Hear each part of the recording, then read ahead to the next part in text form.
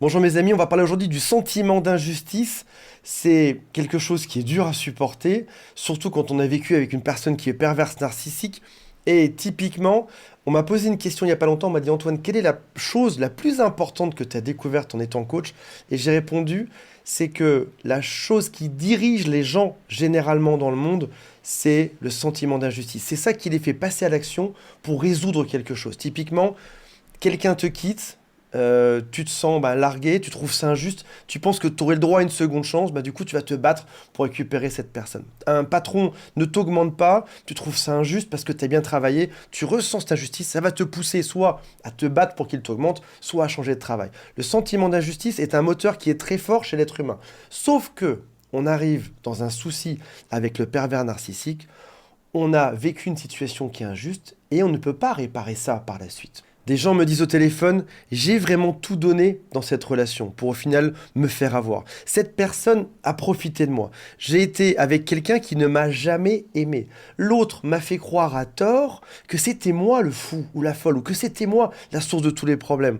Cette personne-là m'a volé mon argent, m'a volé mon temps, m'a volé ma patience. Je suis victime de cette personne et en plus maintenant elle dit que c'est l'inverse, elle dit que c'est moi qui l'agresse, c'est moi qui suis fou, c'est moi la personne à éviter. Cette personne-là monte mes propres enfants contre moi, ou ma famille contre moi. Cette personne-là se fait passer aujourd'hui pour la victime.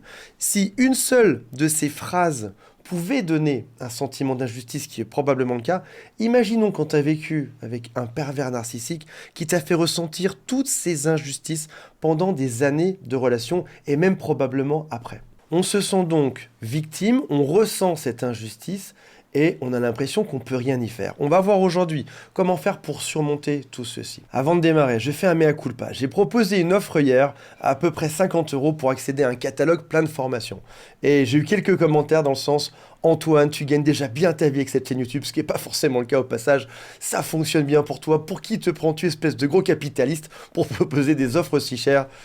Sentiment d'injustice, j'ai bossé tout ça, et on me traite de gros capitaliste à la fin. Alors que, en plus, c'est pas le cas, c'est ça le sentiment d'injustice. Je me suis dit, ok, c'est pas grave, j'ai compris, je prends sur moi, je remets l'offre au prix le plus bas possible, qui est à peu près 5 € je crois. Le lien en dessous, t'as accès à tout le catalogue.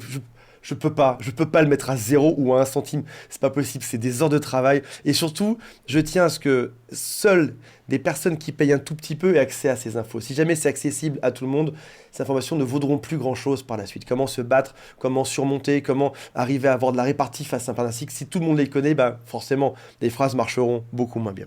Si tu le souhaites, abonne-toi à la chaîne. Il y a aussi un quiz qui s'appelle Est-ce que cette personne est perverse, narcissique ou pas? Et mon équipe est là du lundi au vendredi. Prends rendez-vous si tu le souhaites. Alors oui, en effet, les victimes de pervers narcissiques n'ont pas leur revanche immédiatement. Ce serait pas possible. Ce que moi j'ai attendu pendant des semaines, c'était que l'autre s'excuse. L'autre me dise, ok, j'ai compris, je suis perverse narcissique et je t'ai fait souffrir. Je voulais juste entendre ça pour que mon sentiment d'injustice diminue un tout petit peu. Bien évidemment que je ne l'ai jamais entendu. Même pire, cette personne dit du mal de moi auprès de tout mon entourage. Ça a été très dur à supporter. Dans certains cas extrêmes, des gens vont même jusqu'à agresser leur pervers narcissique ou alors se faire du mal à eux-mêmes.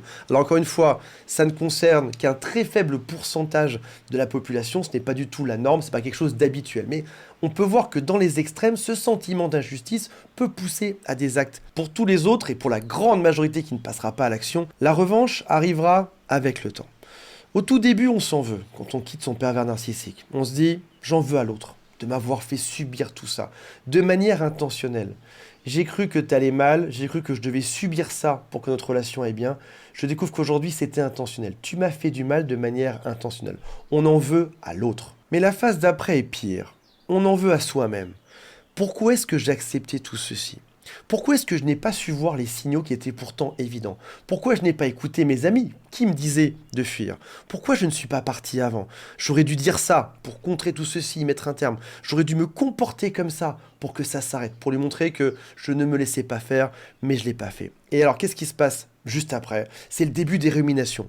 On refait le match dans notre tête en permanence. T'es dans ta voiture, t'es en train de rouler en mode automatique dans ta tête, tu risques rien parce que tu réfléchis comme tous ceux qui roulent, et dans ta tête, tu vas rejouer les dialogues.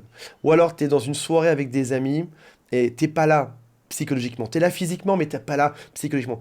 Tu es en train de rejouer un événement traumatique que tu as eu avec ton pervers narcissique. Ou alors tu es en train de lire un livre ou de regarder Netflix. Et encore une fois, tu n'arrives pas à lire ce livre. Tes yeux lisent les lignes, mais tu n'es pas dedans. Tu es en train de rejouer la chose.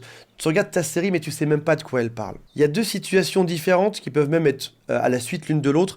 Première chose, c'est tu vas revivre cette expérience avec quasiment les mêmes émotions, les mêmes sensations, les mêmes mains moites, le même cœur qui bat vite, les mêmes sensations d'étouffement. Tu revis exactement la même situation. Autre cas de figure, tu peux la revivre juste après, quelques instants après, en modifiant un peu le script. Si tu avais répondu ça, voilà ce qui se serait passé. Il est assez fréquent de souhaiter qu'il arrive quelque chose de triste ou de mal à notre ex. C'est quelque chose de naturel, il ne faut pas s'en vouloir, et c'est pas parce qu'on le souhaite qu'on est forcément une méchante personne.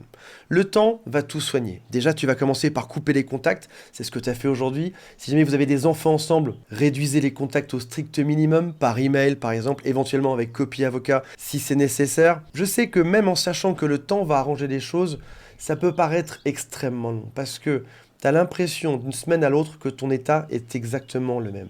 Mais on ne peut pas écouter ses cheveux pousser et on ne peut pas non plus voir que chaque jour on progresse un peu là-dedans. En réalité, t'y penser une fois toutes les secondes au début, une fois toutes les 5 secondes, une fois toutes les minutes, une fois toutes les heures. Et puis plus ça avance, moins tu vas y penser. Ce sera de plus en plus espacé. Oui, tu y penses toujours, mais les délais entre deux ruminations vont devenir de plus en plus espacés. Il faut aussi réaliser que cette aventure ne te définit pas. Ce n'est pas parce que tu as passé du temps avec une personne qui est perverse narcissique que tu es forcément dépendant affectif, codépendant, une personne trop gentille, une personne hypersensible, etc. C'est juste un acte local, un acte isolé. Il s'est passé quelque chose, tu peux tirer certaines leçons de cette expérience qui sont utiles. La prochaine fois, tu ne feras pas ceci, pas cela. Mais il y a aussi tout un tas de leçons qui ne t'apprendront absolument rien, que tu ne dois pas prendre en compte. Dans une vidéo, il y a quelques semaines de ça, j'avais parlé du fait de nommer cette relation. Par exemple, si tu t'appelles Anna, il s'appelle Pierre, ou l'inverse, qu'importe le prénom, tu vas juste prendre la première syllabe de chaque nom pour en créer quelque chose. Alors tu choisis la première ou la dernière en fonction d'eux. Et donc si jamais Pierre et Anna, Pierre a subi la perverse narcissique Anna ou l'inverse, elle peut dire que dans une situation qui se nomme Pied-Na, Pierre et Anna, dans ce cas-là, ce sera extrêmement toxique pour elle ou pour lui. Mais si jamais elle n'est pas dans cette situation, elle n'est pas dans un endroit qui est toxique ou dangereux pour elle. Voilà mes amis, j'ai hâte de lire vos commentaires pour savoir ce que vous en pensez. Je vous rappelle que juste en dessous, il y a le quiz pour savoir si cette personne est vraiment perverse narcissique ou pas, et mon équipe qui vous attend. Je vous rappelle qu'il y a des gens qui te tirent vers le haut, des gens qui te tirent vers le bas, mais il n'y a pas de milieu. Choisis des personnes qui te tirent vers le haut. Salut à tous, bye.